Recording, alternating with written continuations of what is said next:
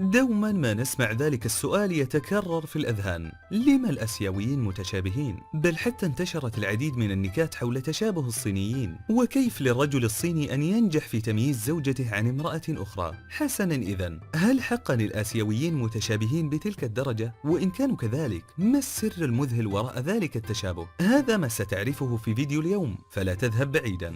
دعنا نبدأ برأي العلم. هل حقا الآسيويين متشابهين؟ بالطبع، بالرغم من وجود بعض الاختلافات بينهم، إلا أنهم متشابهين بدرجة كبيرة، ولهذا الأمر عدة أسباب. أولها يعود لأصول تلك الشعوب. في الواقع لا ينتمي الكوريون واليابانيون والصينيون إلى مجموعات عرقية نقية مثل باقي البشر، ولكنهم تجمعوا من عدة قبائل أتت من جنوب شرق آسيا. اليابانيون مثلا هم نسل قبائل جومون وبايو، الكوريون من الهان، أما الصينيين فهم ينحدرون من قبائل التبتين وهومونغ، ياو وتاي كاداي، والمونغول والتونغوسيك، بالإضافة لبعض المجموعات الأخرى. ولكن بالرغم من اختلاف أسلافهم، إلا أن تلك المجموعات العرقية كانت مرتبطة ببعضها البعض منذ آلاف السنين، وعاشوا سويا في أقصى الجنوب، أي بالقرب من التبت في عصرنا الحالي. وبالرغم من ذلك كان لكل قبيلة لغتها وعاداتها ونمط الحياة الخاص، ومع هذا فقد حدث تزاوج بين أفراد تلك القبائل، وبالتالي حدث انتقال للجينات من عرق لآخر. لذا فإن ذلك التشابه ربما يعود لحدوث انسياب للجينات بين كافة الأعراق آنذاك من خلال التزاوج واندماج الأنساب سويا. وبمرور الوقت ومع الفصل بين كل عرق والآخر أصبحوا متشابهين كثيرا في الشكل، بالرغم من انتمائهم لدول مختلفة. هناك رأي أكثر غرابة يقول بأنه ربما يكون جميع اليابانيين والكوريين من نسل الصينيين في الأساس. هذا لأن الصينيين لديهم تنوع جيني أكبر يضم كافة الأعراق بدءا من المنغوليين إلى سكان جنوب شرق آسيا، حتى أن هناك العديد من الصينيين في عدة بلدان يختلفون في الشبه تماما عن أهل شرق آسيا. لذا في المجمل يمكن القول بأن تشابه شعوب شرق آسيا يعود في الأساس لاشتراكهم في نفس الجينات الوراثية، والتي أدت لزيادة ذلك التشابه بمرور الوقت. وإن أخذنا بذلك السبب، فربما تكون المجموعات الأولى من تلك الأعراق،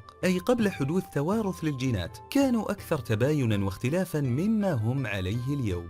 أما علماء النفس فلهم رأي آخر، حيث يرون أن الآسيويين ربما لا يكونوا متشابهين بالأساس، بل الأكثر تطرفا أنه ربما يروننا نحن المتشابهين ولا يستطيع التمييز بيننا تماما كما نشعر نحن. كيف ذلك؟ يرجع علماء النفس ذلك الأمر لما يعرف باسم ظاهرة التحيز الخاص بالعرق، وهي ظاهرة يحملها أغلب البشر تجعل من السهل علينا التعرف والتمييز بين الأفراد من بني عرقنا عن الأشخاص من الأعراق الأخرى. لذا فإننا مثلا شعوب الوطن العربي نرى الآسيويين متشابهين، بينما هم يروننا بنفس الأعين، وهكذا بين كل عرق والآخر. نحن هنا نتحدث عن ظاهرة خطيرة إن صح قول مدعيها هذا، لأن ذلك قد يتسبب في وقوع العديد من الحوادث المفزعة بسبب صعوبة التمييز بين شخص وآخر. إليك نجم التنس المتقاعد جيمس بيليك، والذي جرى القبض عليه من قبل شرطي أبيض في نيويورك بعدما ظن أنه ورجل أسود كان مشتبه به في قضية تزوير، الأمر الذي تحول في الرأي العام إلى قضية عنصرية من الدرجة الأولى. إلا أن الشرطي بنفسه أقر بأنه فعليا خيل له بأن جيمس هو نفسه الشخص الذي يسعى للقبض عليه. نحن هنا أمام حالة تحيز خاص بالعرق تم تحويرها إلى قضية عنصرية عن طريق الخطأ.